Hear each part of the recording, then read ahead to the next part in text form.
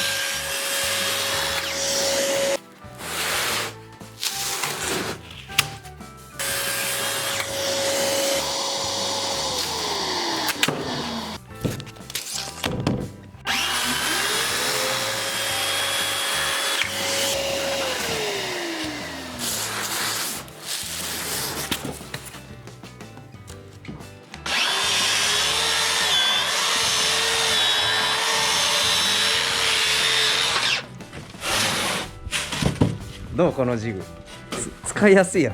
めっちゃやりやすいですよ即席のねジグをここと合わせるだけみたいな。こっちとすると 258mm で切れる。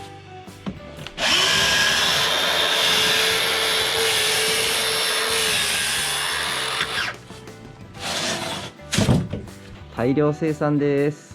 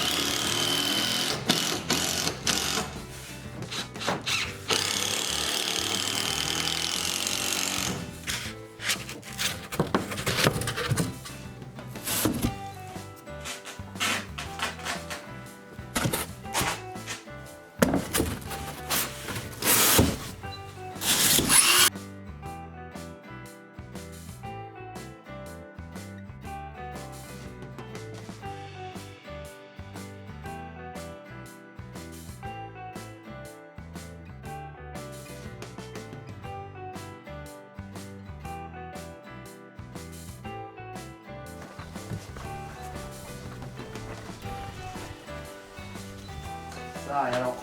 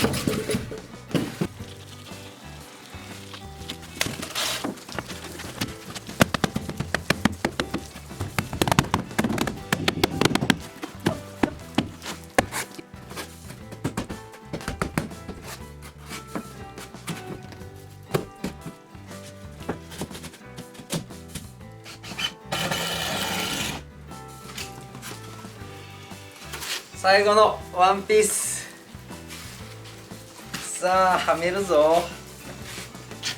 こうであよいしょ。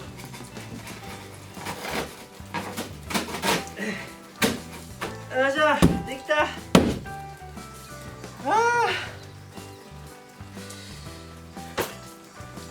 イエーイ。体痛い。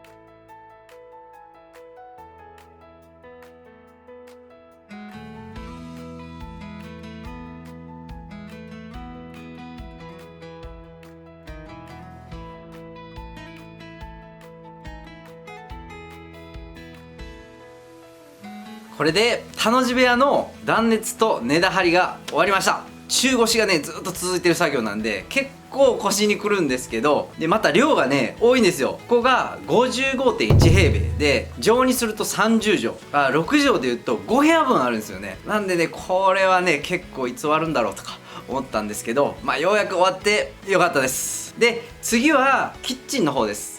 キッチンの方の断熱の値段、ちょっと似たような作業続くんですけど、キッチンの方とあとねこう窓の下とか隙間が結構あるんですけど、そこを埋める作業をやっていくんで、ぜひぜひご視聴してみてください。それでは、いや本当によかった。ちょっとこの座面ができると嬉しいですね、かなり。